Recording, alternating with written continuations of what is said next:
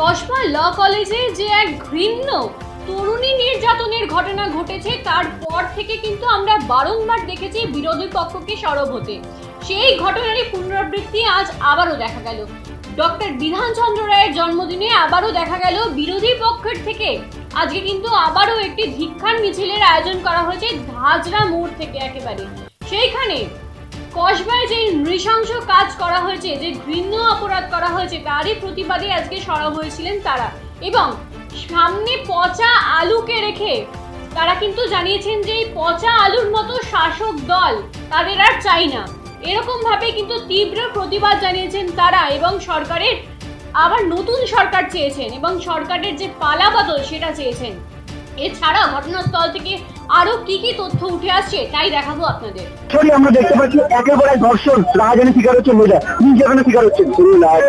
এখানে আমাদের ওয়েস্ট বেঙ্গলে কি মানে ধর্ষণ করে মেরে যায়, এটা ধর্ষণ দেশ হয়ে গেছে আমাদের। এখানে রেপিস দেশ হয়ে গেছে, রেপিস সরকার আমাদের, রেপিস সরকার, চোর সরকার। এরা কিছু জানে না, উন্নতি জানে না, দুর্নীতি ভালো জানে, কি করে 2 নম্বর কাজ হয় সেটা জানে। আপনি বলুন, মানুষের রক্ত থেকে খেলা করে, মানুষের জীবন থেকে খেলা করে বাচ্চাদেরকে বোমা দিচ্ছে, বাচ্চাদেরকে গুলি মারছে। এই অবস্থা দেখে বিজেপি সেই বললে ওটা মেয়েকে মেরে দিল। এই যে অবস্থা এখানে, তো মানে এখানে রাজ্য সরকার নন অর্ডার নেই এখানে। আর মমতা ব্যানার্জি কোনো মানে চিফ বসে বলে নেই। এটা কি আছে মানে রংবাজি করছে, রংবাজি করছে। যদি ভালো হয়, যদি ইলেকশনে না আজকে দাঁড়িয়ে দেবে মমতা ব্যানার্জি। বলছি আপনারা বলছেন ধর্ষকদের সরকার, সেখানে দাঁড়িয়ে দেখা যাচ্ছে কন্যাশ্রী রূপশ্রী অনেক কিছু মেরে হয়েছে, কি বলবে? উনি নিজে বলছে কন্যাশ্রী দিয়ে আপনার বাড়িতে গিয়ে আমি ঝামেলা করবো, ওটা হলো 500 টাকা দিয়ে আপনার জীবন শেষ করে দিচ্ছে। ওটা মানে 500 টাকা দিচ্ছে একমাত্র মানে চাপাই। না না না, এটা আপনারা বলবেন 500 টাকা দিয়ে মানুষের 500 টাকা দিয়ে জীবন চলে। আমি জিজ্ঞেস করছি আপনাদেরকে, 500 টাকা দিয়ে জীবন চলে? কোনদিন চলে না।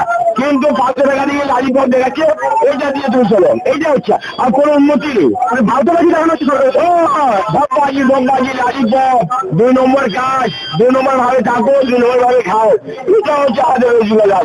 লজ্জা লাগে আমরা অন্য জায়গায় যাই, অন্য দেশে যদি অন্য রাজ্যে যাই না, লজ্জা লাগে এই ওয়েস্ট বেঙ্গলের এই অবস্থাটা।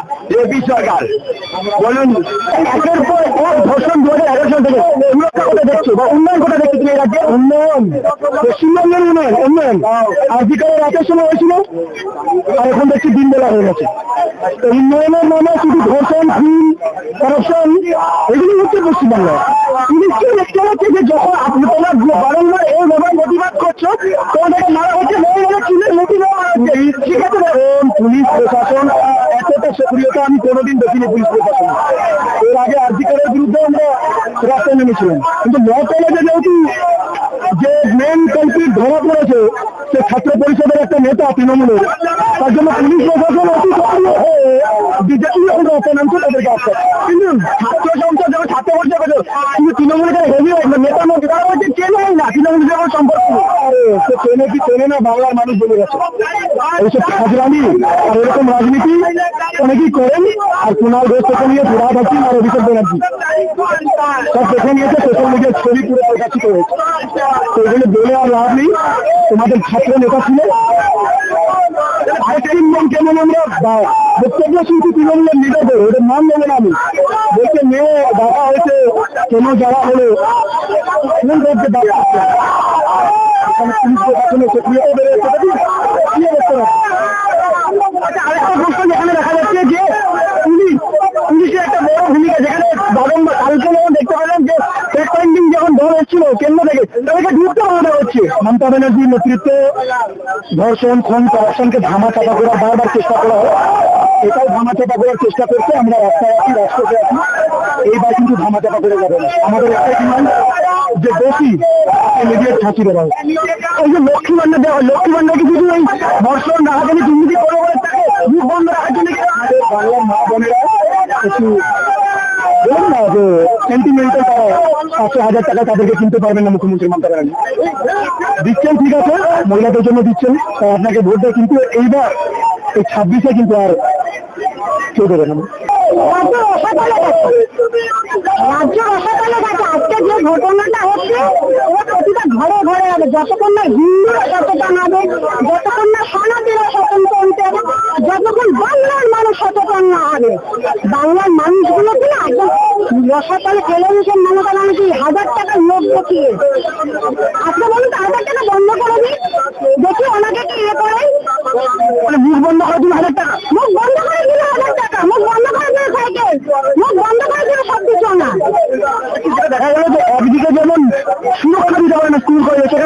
কালকে যখন প্রতিবাদ করছেন মহিলা জায়গায় প্রশাসনের তরফ থেকে হাত দেওয়া উচিত।